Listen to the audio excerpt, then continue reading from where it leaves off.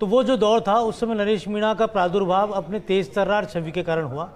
Meena hostel में जो छात्र थे फर्स्ट ईयर के, वो नरेश मीणा के समर्थक बने, और उसके बाद जब यूनिवर्सिटी जनरल सेक्रेटरी का चुनाव भी लड़ा तो भी अपनी तेज तर्रार छवि के कारण लड़ा।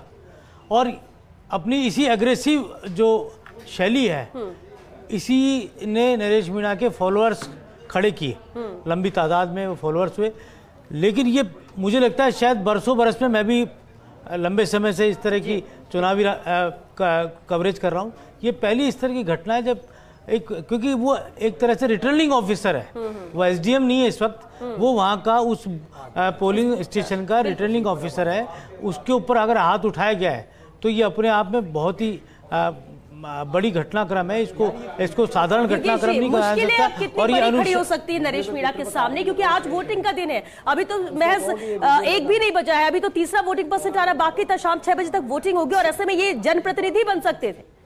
देखिए कितना नुकसान हो सकता है इस इंसिडेंट के बाद? मुझे लगता है राजनीति में आपा नहीं खोना चाहिए। अगर आपको राजनेता बनना है और बड़ा नेता बनना है, चुनाव जीतना है, विधायक बनना है या सांसद बनना है, तो आपको आपा नहीं खोना चाहिए। और खासतौर से उस वक्त जब चुनाव चल रहा है, पीक टाइम है, बहुत सारी चीजें होती है। मुझे आज भी ध्यान है दौसा का वो इलेक्शन जब डॉक्टर किरोड़ीलाल मीणा ने लोकसभा का चुनाव लड़ा था, और भांडारेज में डॉक्टर किरोड़ीलाल मीणा पर पथराव हो गया था, और उस दौर में डॉक्टर किरोड़ीलाल मीणा समर्थकों के साथ उन्होंने आंदोलन किया, लेकिन वो शांतिपूर्वक आकर दौसा पुलिस स्टेशन में धरने पर बैठ गए थे। उन्होंने कहीं पर भी प्रशासन के सामने हाथापाई नहीं की और ना ही कोई इस तरह का घटनाक्रम किया।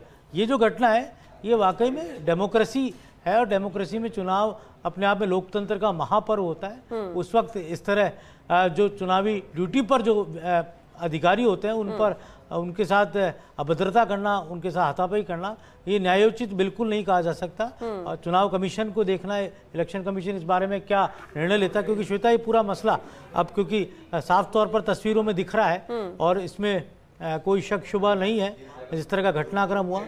ये पूरा घटनाक्रम किसी भी सूरत में राजस्थान की राजनीति के लिए भी अच्छा नहीं, जहाँ पर हम आज तक कहते आए हैं कि ये वो राजस्थान की पॉलिटिक्स है जहाँ पर जो मिसाल दी जाती है बाकी अन्य राज्यों के अंदर दलगत राजनीति से परे यहाँ पर राजनेता पैदा हुए जिन्होंने एक कहा जा सकता लकीर खींचने का काम किया। माइलस्टोन लीडर्स इस धरती ने दिए। आज भी देश के उपराष्ट्रपति के पद पर महामहिम जो हैं जगदीप धनखड़ वो हमारी प्रदेश के हैं। ऐसे अनेकों ऐसे चेहरे हैं। लोकसभा अध्यक्ष ओम बिरला वो भी हमारे प्रदेश के हैं।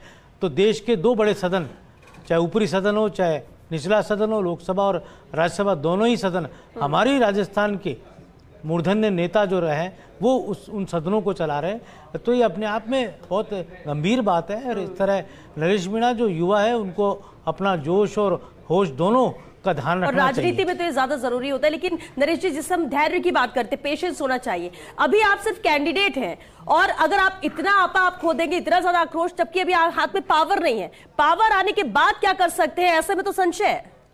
देखिए इस तरह की पॉलिटिक्स का राजस्थान की राजनीति में उदाहरण नहीं है। इस तरह कोई पीठासीन अधिकारी